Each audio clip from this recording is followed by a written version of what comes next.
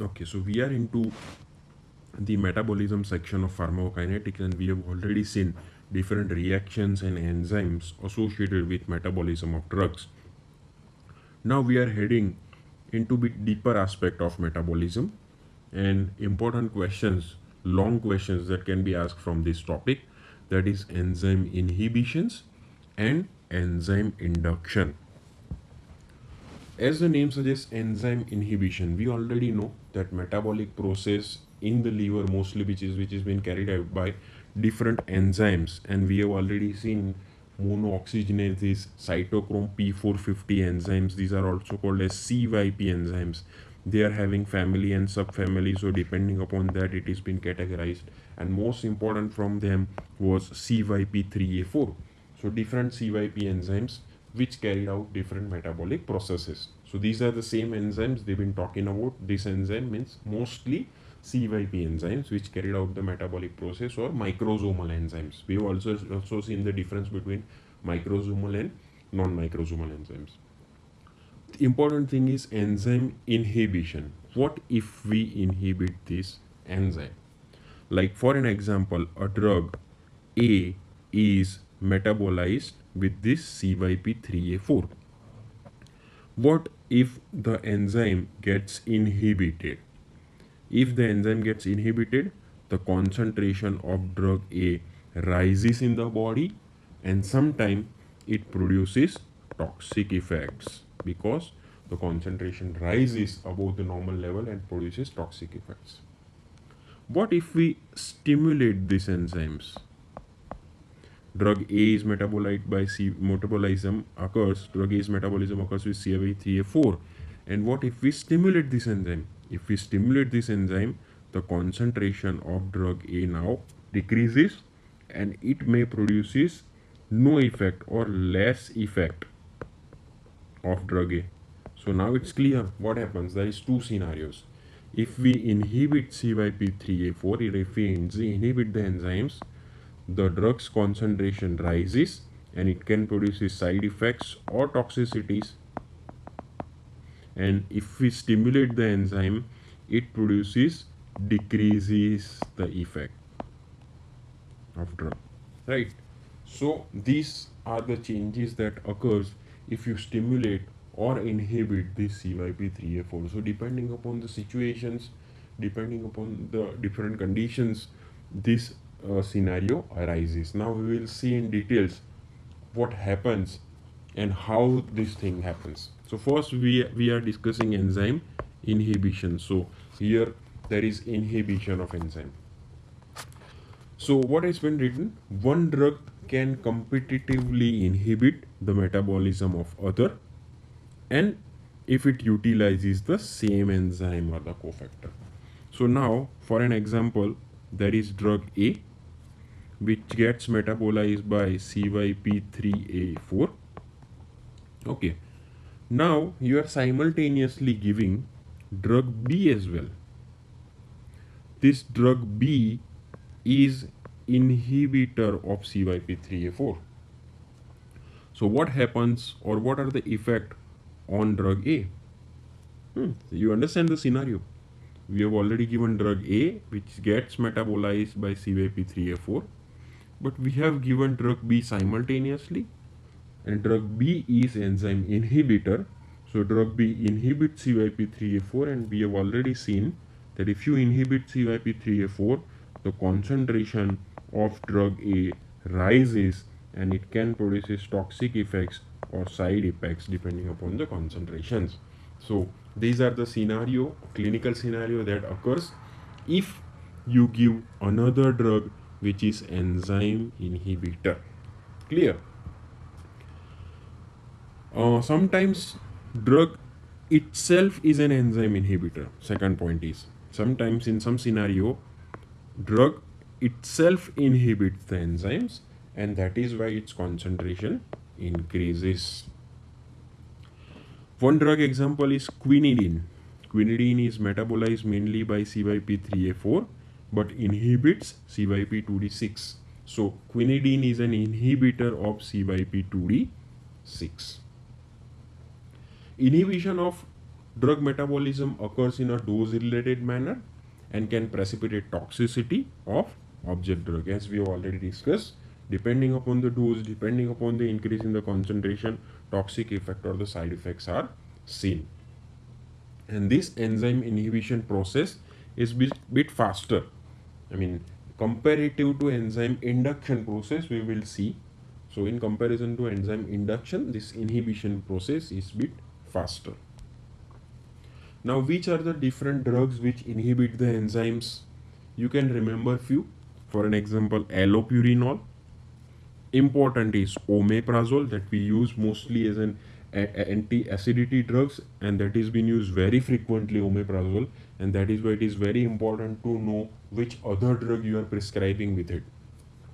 Erythromycin, antibiotic. Clarithromycin, antibiotic.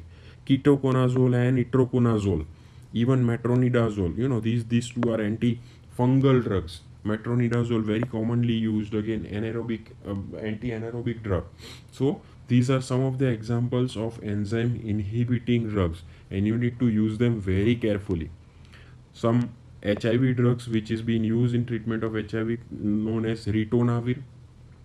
In depression, we use MAO inhibitors, calcium channel blockers like diltiazem, verapamils. You know, these are some of the drugs or some of the examples that you can remember as an enzyme inhibiting drugs. So, as we have now understood the basic concepts, let's go to second aspect. What are enzyme induction now? Okay. So, if we induce the metabolism of drugs, their concentration will decreases and their effect will be lessened.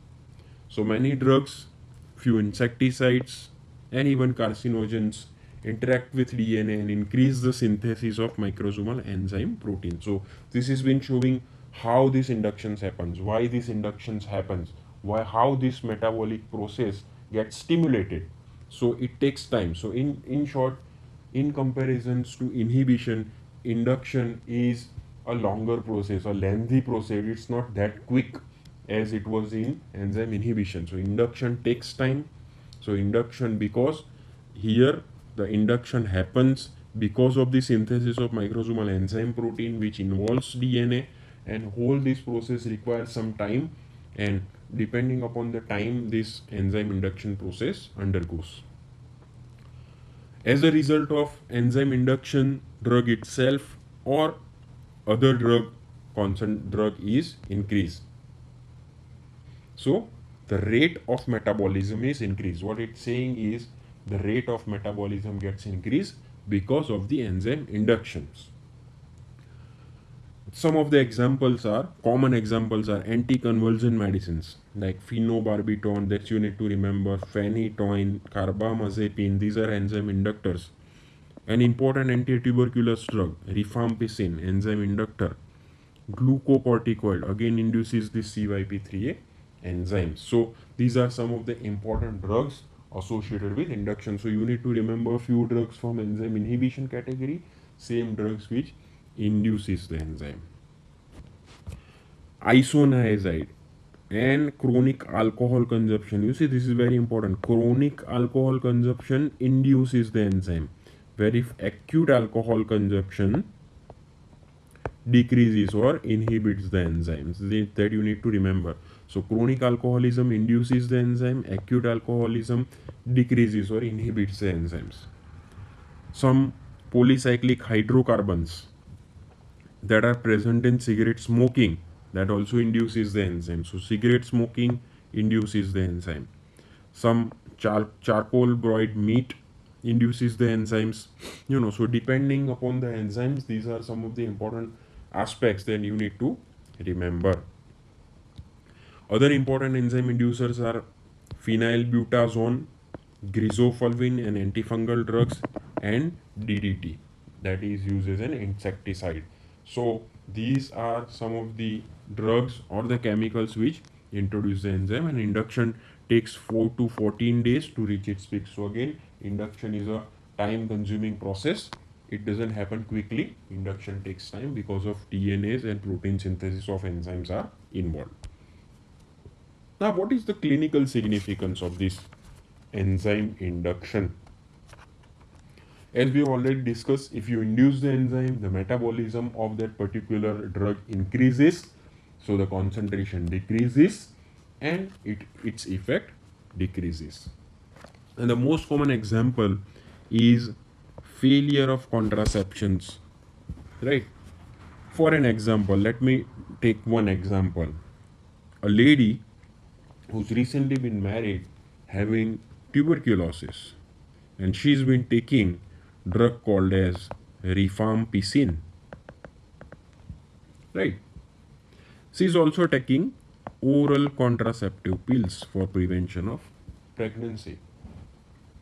After a month, she comes to a doctor's clinic with a complaint of amenorrhea or loss of menstruation, and on examination she got to know that she is having pregnancy.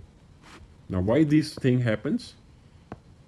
Can you incorporate the concept of enzyme induction here? Definitely. What happens? Rifampicin is an enzyme inducing agent. So rifampicin induces the enzyme, and this enzyme becomes faster and produces higher metabolism of oral contraceptive pills. So here patient is taking two things, rifampicin, which induces the enzymes, and because of this induced enzyme, the metabolism of oral contraceptive pill increases, and oral contraceptive pills effect decreases because of the lesser concentrations, and because of this decreased concentration, it effect decreases and patient eventually gets pregnancy. So this is a classical example of enzyme induction. We have already discussed about prodrugs. What are the prodrugs? So prodrugs are those drugs which are as such inactive but becomes active after metabolism. So what happens if we induce this metabolism? There would be more active metabolites, so the only same thing has been written, increase intensity of drugs that are activated by metabolism. So if we stimulate this kind of enzymes, the conversion from inactive to the active metabolite increases, and that effect would be boosted. Some of the drugs produces toxic metabolites. Some of the drugs produces metabolites. Those metabolites are toxic. And this process, if we stimulate this process, there would be more toxic metabolites, and that would be damaging conditions. So that happens in acute paracetamol toxicity. So in acute paracetamol toxicity, more toxic metabolites is produced if patient is also taking other enzyme inducing drugs. And the last important thing related to enzyme induction is tolerance.